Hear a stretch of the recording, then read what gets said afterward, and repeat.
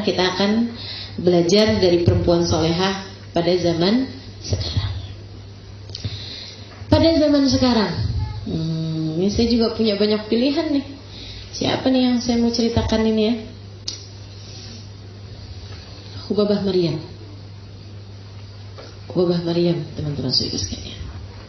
Guru saya jumpa sama beliau ketika beliau datang ke Indonesia. Jadi beliau sebenarnya kakaknya Hubabah Nur, guru saya. Saya belajar di Tarim, Hadramaut, Yaman selama kurang lebih 4,5 tahun di bawah asuhan Hubabah Nur bintil Habib Muhammad bin Abdullah Al-Haddad. Nah, Hubabah Nur ini punya kakak lain ibu, Hubabah Maryam, yang adalah istri dari seorang ulama terkemuka di Madinah. Ya, alhamdulillah masih hidup sampai dengan sekarang. Namanya Habib Zain bin Smith. Mudah-mudahan Allah panjangkan usia beliau dalam sehat afiat, insyaallah. Amin. Ini Hubabah Maryam ini, teman-teman sedikit sekalian, itu seorang perempuan yang kalau tadi kamu belajar dari Yukabit tentang bagaimana hablum minallah yang terjalin begitu akrab, yang terjalin begitu erat, yang terjalin begitu indahnya, saya ingin memperkenalkan Hubabah Maryam adalah seseorang yang memiliki hablum minallah, hablum minannas yang begitu indah. Beliau itu kayak gak pernah mikirin diri sendiri, yang dipikirin orang aja. Sampai-sampai begitu masuk ke Indonesia nih, misalnya datang dari Madinah ya beliau, saya jemput di bandara. Itu pertanyaan beliau udah langsung, Halimah, saya mau nuker duit di mana nih? Standar. Hampir semua orang kalau pergi ke negara asing nyari tukeran duit, kan gitu ya? Nyari money changer, tahu saya, semuanya juga pasti kayak gitu. Cuman yang beda, kalau kamu nukerin duit mau apa? Mau belanja pasti. Hubabah Maryam, Halimah, saya nanti tolong ya tukerin duitnya nih ya. Tapi tukerin duitnya jangan gede-gede. Maksudnya jangan pecahan 100 ribuan gitu. Emang pecahan berapa Bapak? Yang cukup buat makan sekali makan gitu. Makan sama lauk pauknya. Saya bilang ya 20 ribu udah enak kayaknya Bapak. Ya udah kalau gitu tukerin segituan. Buat apa Bapak? Buat sedekah nak. Sampai Hubabah tuh pernah bilang sama saya, kamu beruntung loh Halimah tinggal di Indonesia. Saya bilang emang kenapa Hubabah? Di Indonesia banyak pengemis. Lah, heran banget saya. Baru ini saya dengar ada orang yang menganggap keberuntungan saya tinggal di Indonesia adalah karena di Indonesia banyak pengemis. Aneh banget kan? Saya maksud Hubabah gini, iya di negeri kamu tuh kan banyak orang miskin, banyak orang fakir miskin. Iya oke, itu betul, itu fakta. Tapi maksud saya, apa keberuntungan saya di sana gitu? Kata Hubabah, kamu nggak susah-susah nak, kalau mau sedekah kan enak. Saya kalau mau sedekah ya Allah, mesti pergi dulu ke haram, mesti pergi dulu ke Masjid Nabawi untuk bisa nyari orang miskin. Tetangga nggak ada. Kalau kamu bahkan di rumah bisa diketuk pintu. Apalagi kalau Jumat pagi, banyak bener yang ketuk pintu saya. Assalamualaikum Bu Haji, sedekahnya Bu Haji gitu.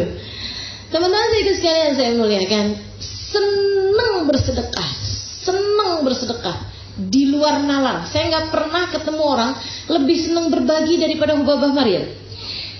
Nanti itu beliau seringkali diundang makan di rumah orang-orang yang mampu, tentu saja ya, orang-orang kaya gitu kan, dari kalangan pengusaha, dari kalangan orang-orang yang memang berharap keberkahan dari beliau gitu. Itu nanti kalau beliau ke tempat orang tersebut, itu udah janjian sama saya, Halimah, nanti kamu pergi ke dapurnya, tanya-tanya sama pembantu di rumah tersebut berapa banyak orang yang kerja di situ, yang kerja jadi pembantu, tukang cuci. Dari situ tuh saya juga tahu bahwa ternyata orang Indonesia ini kalau kaya gila-gila, kayaknya kayak gila. Saya tanya gitu kan, di sini pembantunya ada berapa ya Mbak? Itu orang rumahnya ada 4, suami, istri, anak 2. Saya bilang di sini nih orang yang kerja di sini jadi pembantu berapa orang ya? Mereka itu 12. Hah, 12? Ya Allah, itu satu orang diurusin berapa orang gitu ya? Mungkin itu sampai nggak sempet nyisir karena disisirin. Nggak gitu juga kan. Masya Allah. Nanti tuh Baba saya kasih tahu, Baba di sini yang kerja 12. Kata Baba ya diem. Itu beliau akan hitung duit gitu, terus kasihin ke saya, bagiin 200-an ribu atau 300-an gitu. Saya akan ke belakang bagiin. Sampai Baba tuh nggak kemana. Semua orang pasti akan menyambut kedatangannya. Bahkan ke anak-anak kecil. Tiap ketemu anak kecil, nggak hanya hari Lebaran. Asal ketemu anak kecil umur 4 tahun, 5 tahun, 6 tahun tuh kumpulin semuanya sini bagiin gitu. Beliau kemudian bawain permen atau coklat, itu beliau sengaja bawa dari Madinah, teman-teman saudara sekalian, cuman buat bagi-bagiin anak kecil. Katanya Hubabah Maryam, Halimah, Nabi Muhammad tuh senengnya membahagiakan anak-anak kecil. Yuk kita ikutin, kita senengin. Itu kalau kamu bahagiain anak, coba kamu perhatiin, hatimu sendiri tuh akan bahagia. Dan memang subhanallah, beliau akan bagiin anak-anak kecil uang 20 ribuan, ngasih permen, ngasih coklat gitu, sehingga dicintai sama semua orang. Gak pernah ketemu orang gak cinta sama Bapa Maryam. Mau yang udah kenal ataupun yang belum kenal, semuanya akan dibuat terkesima, terpesona, tercengang dengan akhlak mulianya beliau, teman-teman sedikit sekalian. Beliau akan tertawa, beliau akan hibur hati orang, beliau akan sampai kalau kita bertamu di rumah beliau, itu beliau suapin satu-satu tamunya. Bukan hanya kepada yang kenal, siapapun aja bertamu di rumah beliau, pasti bakal disuapin sama beliau. Sayang aja beliau udah meninggal. Kalau nggak sih mau ajakin nih teman-teman ke Madinah. Disuapin. Masya Allah. Itu hatinya terbuat dari apa sih nggak tahu. Kayaknya jatah rahmatnya Allah waktu diturunin ke hatinya luar biasa banyaknya gitu. Sampai dengan rasa hati penuh kasih sayang itu, beliau menebarkan kasih sayang Allah di atas muka buminya tanpa terkecuali. Semua mendapatkan jatah kasih sayang dari Hubabah Maryam tanpa terkecuali. Satu hari beliau ngajakin saya belanja. Ya Halimah, saya nih mau ada anak saya yang saya kawinin. Mau ngawinin anak. Jadi Hubabah mau beli apa? Saya bilang, saya mau beli kain buat nanti dibikin baju-baju gitu, gaun-gaun gitu, untuk acara hari-hari sudah pernikahan kan perlu banyak gaun gitu ya, orang di negeri sana. Akhirnya saya bilang, ayo deh, berangkatlah. Saya sama beliau, sama ada kawan saya lagi satu yang nunjukin tempat-tempat di Jakarta lah gitu ya. Di tengah jalan, Hubabah kemudian buka tasnya terus, aduh gimana nih, Halimah kamu bawa uang? Enggak juga Hubabah, saya baru pulang dari Tarim waktu itu, enggak punya banyak uang juga gitu ya. Jadi saya bilang, emang kenapa Hubabah? Kata Hubabah, saya ketinggalan dompet, saya nggak bawa duit. Gimana sih ceritanya nih? Orang mau belanja malah nggak bawa duit. Nggak lama kemudian, terus teman saya bilang gitu. Dia bilang, saya ada Hubabah, nanti bisa pakai uang saya dulu, nanti Hubabah bisa transfer ke saya. Oh iya, nanti Hubabah bisa kasih uangnya sama saya. Oh, alhamdulillah kalau gitu, udah nggak usah balik, kata Hubabah gitu. Jalan nih, nggak lama teman-teman sekalian, ada pengemis di jalanan tuh di lampu merah. Ada lampu merah tuh kan, ada pengemis di jalanan gitu ya, ngetuk-ngetuk pintu. Hubabah langsung dibuka pintunya, beliau kemudian sedekah. Saya bilang, Hubabah, katanya nggak bawa duit, kan bilangnya tadi nggak bawa duit. Terus beliau dengan santainya bilang, kalau duit yang sedekah nggak pernah ketinggalan. Saya sampai bengong setengah mati, ada gitu orang niatnya belanja, duit belanja ketinggalan, tapi duit sedekah nggak ketinggalan. Bagaimana denganmu?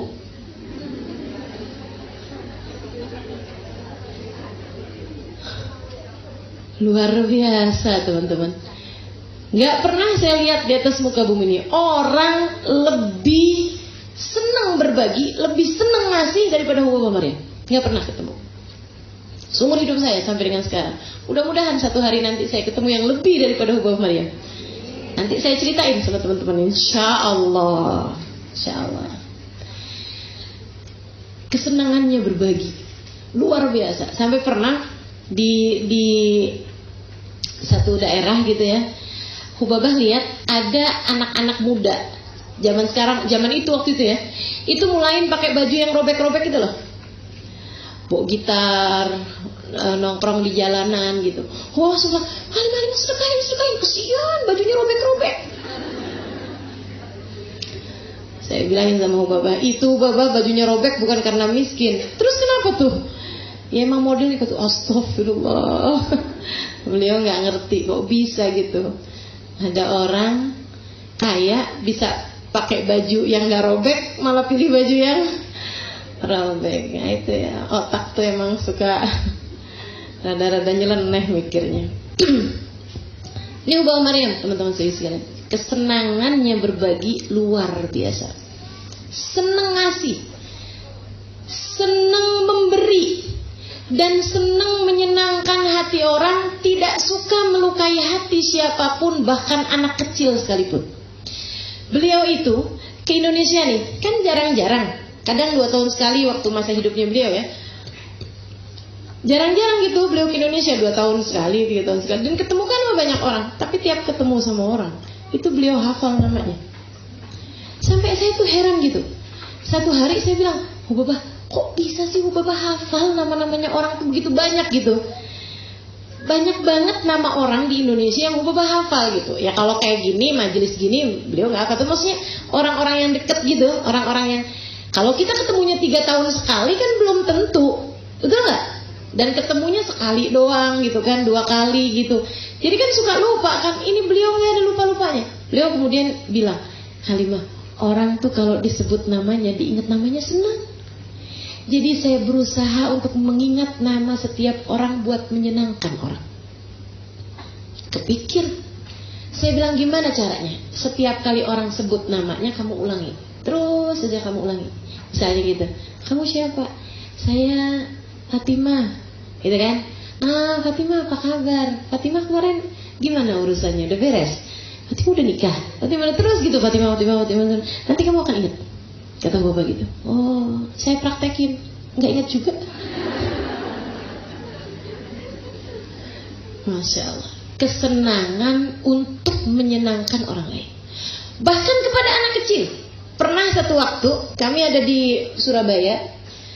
Sohibul bednya itu karena kepengen banget anaknya deket sama Hubabah. Hubabah ada jadwal ke pondok pesantren. Anak-anaknya disuruh ikut satu mobil sama Hubabah. Anak-anaknya juga senang karena Hubabah orangnya memang ya kayak gitu itu. Maksudnya nggak bikin sungkan, nebar kasih sayang gitu. Jadi ini ada anak gitu ya. Ini Hubabah, ini anak tersebut, sampingnya saya gitu. Iya, kayak gitulah posisinya ya. Oh, Hubabah di tengah, anak ini terus saya gitu di samping Hubabah. Anak itu juga di samping Hubabah gitu. Di tengah jalan, namanya anak-anak ya. Saya nggak ngerti juga gimana ceritanya. Mungkin dia belum sarapan atau apa, saya nggak paham. Muntah. Yang muntahannya itu jatuh ke bajunya Hubabah. Yang Hubabah itu mau datang nyampe itu mau langsung ngisi kajian. Mau langsung ngisi kajian di pondok pesantren yang udah ditungguin ribuan orang di pondok pesantren tersebut. Ini bajunya ketumpahan muntahan seorang anak umurnya kayak 9 tahun gitu. Saya tuh udah yang ya ampun. Maksudnya udah gak bisa bayangin gitu. Kayak apa rasa bersalahnya anak itu, kayak apa gak nyamannya Hubabah gitu kan. Dan biasanya kan kalau secara spontan kayak begitu kan orang akan langsung kelihatan tuh. Maksudnya keselnya apa-apanya gitu. Ya ampun nak, kamu kok misalnya gitu ya. Gitu ya. Hubabah spontannya beliau ketawa. Jadi begitu gitu muntah di bajunya Hubabah gitu ya. Saya sampai heran gitu. Kan memang ada ya orang-orang kalau kesel ketawa. Kalau marah ketawa ada loh. Ada. Kalau takut ketawa juga ada. Saya pernah ketemu itu orang kayak gitu. Jadi pas dikasih tahu sama dokternya gitu, kamu kena sakit ini. Takut. Dia takutnya malah ngakak. Dia bilang, ya Allah Ustazah, saya sampai bingung. Karena saya tuh Ustazah kalau takut saya ngakak Ustazah, ya Allah. Gimana tuh? Lagi ada-ada aja. Jadi Bapak ini begitu kejadian kayak gitu, beliau malah ketawa gitu. Terus Bapak begitu habis selesai ketawa, beliau bilang kayak gini, ya Allah, saya ingat lagi zaman saya kecil, saya persis kayak kamu nak. Jadi anaknya tuh langsung senyum. Terus dia bilang, maaf Bapak. Bapaknya bilang, gak apa-apa, kamu persis sama kayak saya waktu zaman saya kecil. Saya kalau dibawa kemana-mana sama abah saya, sama umi saya suka muntah juga. Dan langsung cair, begitu luas hatinya. Kayaknya tuh yang tumpah, ya udah biarin muntahannya aja. Hatinya jangan sampai tergores, hatinya jangan sampai terluka. Masya Allah. Begitu nyampe ke pondok pesantrennya, Babah langsung pamitan dulu kamar mandi, sambilan minta tolong sama saya, tolong Halimah carikan daster atau apapun. Beliau bilang sambil ininya minta tolong dicucikan. Udah santai aja beliau. Beliau kemudian pakai dasternya Sohibul Bed. Sohibul Bednya seneng. Babah memberikan kajian dengan pakai baju dari beliau gitu. Baju dasternya beliau, habisnya selesai dipakai sama Babah itu disimpan-simpan, nggak dicuci-cuci udah. Berkahnya Babah tuh hati, saya pengen pinjem hatinya Babah Maryam. Kalau lagi ngadepin orang berasa berat-berat, ya Allah pengen pinjem saya rasa hatinya. Bagaimana mungkin bisa memiliki hati seluas itu sehingga tidak ada yang pernah tersakiti dengan ucapannya, bahkan membahagiakan siapapun bersama dengan ucapan beliau. Suaminya, ya Allah, cintanya sama Babah Maryam luar biasa. Beberapa tahun sesudah Babah Maryam meninggal, saya berjumpa dengan beliau. Saya bilang, Habib, kulluna mushtaqin lakum. Semua orang nih di Indonesia nih pada kangen semua Habib. Mata setuju indana. Saya bilang, kapan nih Habib mau datang nih ke kita nih? Kita udah kangen semua Habib, semua Habib gitu. Udah tua ya, jauh 70-an, 75-an mungkin. Sekarang udah 80-an saya rasa. Saya bilang, kapan Habib mau datang nih? Kita semuanya rindu gitu. Habib Zain kemudian bilang, sejak meninggalnya Babah Maryam istri saya, dia bilang, saya nggak bersemangat lagi untuk pergi kemanapun. Semua tempat hanya akan mengingatkan saya kepadanya. Jadinya saya sedih kalau pergi kemana-mana. Saya jadi mikir, suami saya kalau saya meninggal kira-kira gitu nggak ya? Ya Allah, tercinta di hati suami. Ya gimana enggak gitu? Orang modelnya kayak begitu loh. Menyenangkan hati siapapun. Yang gak kenal aja bisa disuapin. Anak kecil yang muntah aja bisa disenyumin dengan sebegitu indahnya perlakuan beliau gitu. Gimana dengan suaminya? Gimana dengan anak-anaknya? Sampai beliau itu ada satu ini ya. Jadi anaknya, ada anak perempuan yang terakhir, masih ada lagi anak laki-laki yang terakhir. Jadi anak perempuan yang terakhir itu kakak-kakaknya semua udah menikah di usia 20-an tahun, tapi si adik nih, si yang paling kecil ini, dia berusia udah sekitar 23-24an tahun gitu dan belum menikah. Beberapa kali ada yang melamar tapi nggak jadi, beberapa kali ada yang melamar gitu tapi nggak jadi gitu. Jadinya Babah Maryam itu kayak kepikiran gitu sama anaknya, ya Allah kesiannya anak saya ini. Sehingga ketika beliau berjumpa dengan orang-orang solehah, orang-orang tua di Indonesia bahkan, itu beliau pasti akan mintain doa buat anaknya. Doain dong anak saya biar cepet-cepet jodohnya gitu. Selalu beliau tuh mengatakan seperti itu gitu. Hal yang wajar, ibu-ibu kan semua kayak begitu kan. Dan memang sunnah untuk kita meminta doa kepada orang lain. Katanya Nabi Muhammad, iltamisu min ikhwanikumud doa. Mintalah doa kepada orang lain, kepada saudara-saudara muslimmu. Kamu nggak pernah tahu dari lisan siapa doa diijabah.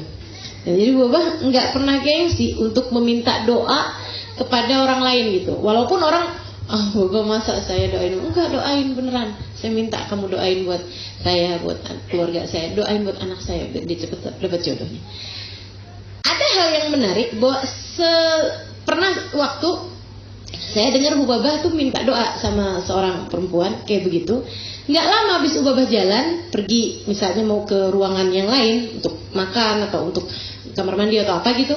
Si anak ini kemudian, anak yang dimaksud sama Hubabah tadi loh, yang dimintain doa untuk mudah-mudahan cepet dapat jodoh itu, dia kemudian deketin perempuan ini yang dimintain doa sama Hubabah tadi tuh.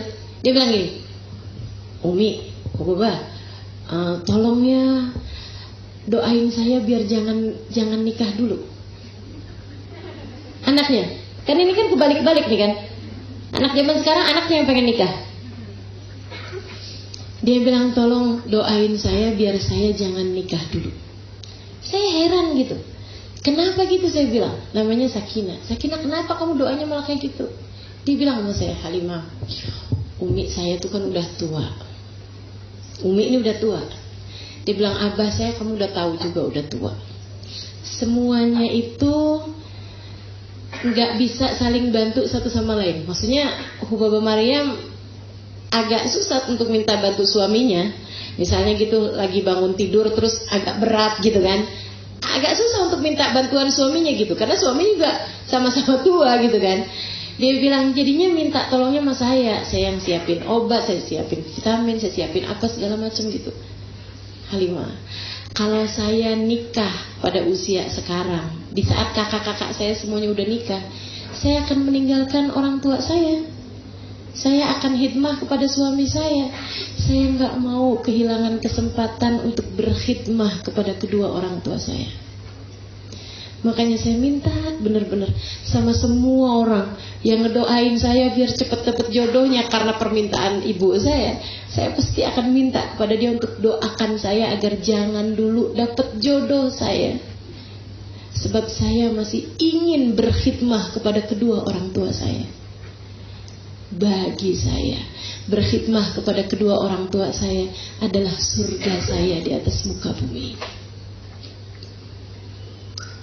Ibunya solehah, ayahnya solehah, ya anak juga gini solehah. Yang sering terjadi sama kita nih kan nggak gitu. Ibunya mendidik anak seperti yang dia mau, diomelin, diiniin, suruh kerja, suruh kamu nggak bakti sama saya sebelum kamu bisa beliin saya ini, sebelum kamu berangkatin mama pergi haji.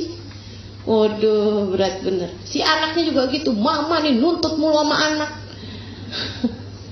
Berikan kebebasan kepada anak, mama kalau nggak saya laporin Polda nih mah.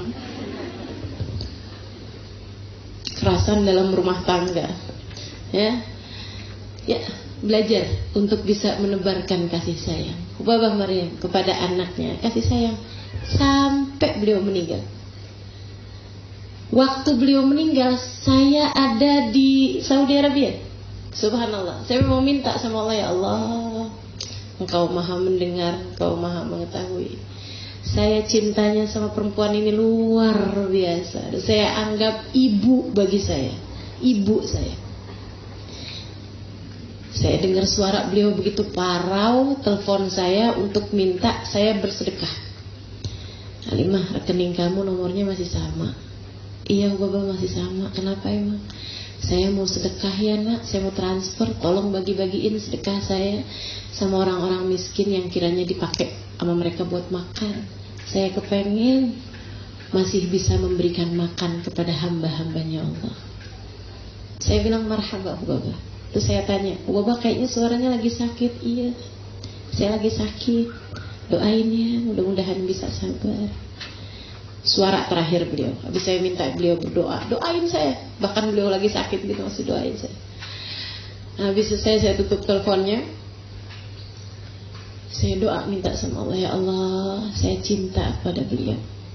Saya minta untuk dihadirkan kalau ada sesuatu terjadi sama beliau. Kalau beliau sampai nggak ada umur, saya minta dihadirkan. Subhanallah wa ijabah. Mungkin karena kemuliaan Hubabah Maryam juga ini teman-teman sekalian. Jadi saya lagi umrah.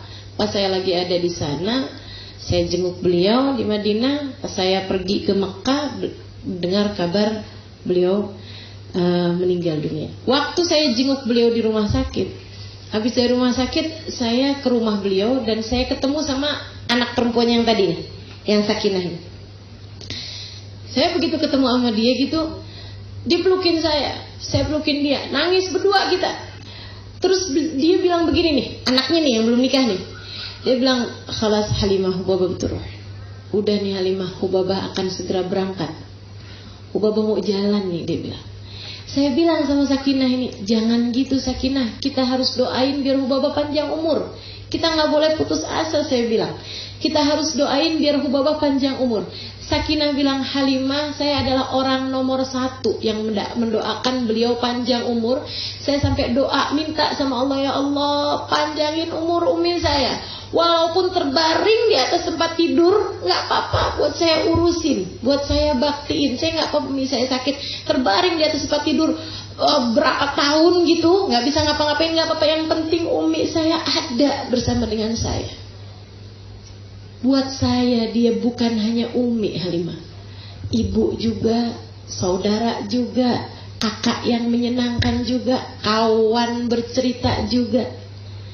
Dia buat saya adalah semua orang. Kalau beliau nggak ada umur, saya yang paling sedih di antara semuanya. Saya bilang, "Terus kenapa kamu berkata tadi Hubabah mau pergi gitu?" Dia bilang, "Tadi pagi nih, sebelum Hubabah dipakein oksigen yang membuat beliau nggak bisa bicara, nggak enak bicara, tidak memungkinkan untuk bicara, dia bilang beliau minta dikumpulin anak-anaknya. Beliau kemudian bilang sama anak-anaknya, 'Khalduni aruh, udah ya nak, biarin umi jalan, biarin umi berangkat.' Bukan meninggal ya bahasa mereka ini ya, berangkat, karena memang perjalanan hakiki ke sana. Dunia ini nih sebentar aja gitu, mau nyusun bekal, habis itu dibawa nih buat berangkat gitu." Beliau mengatakan, "Khalluni aruh, wahai anakku sayang semuanya, biarkan aku pergi, ikhlaskan aku pergi. Kalian gak usah khawatir, kalian gak usah takut. Kam qad sawwali Rabbi fil jannah.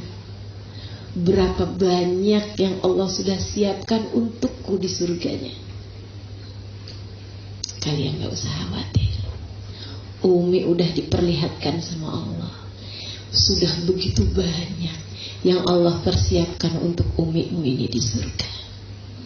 Maksudnya dari kenikmatan-kenikmatan dari sejak alam barzah dan lain-lain.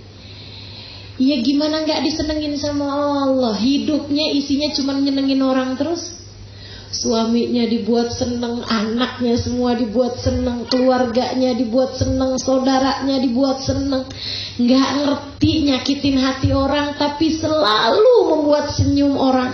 Teman-teman saudaraku sekalian yang saya muliakan, ya Allah, ingin rasanya hati ini kecipratan dari kebaikan-kebaikan hati yang Allah karuniakan kepada Hubabah Maryam.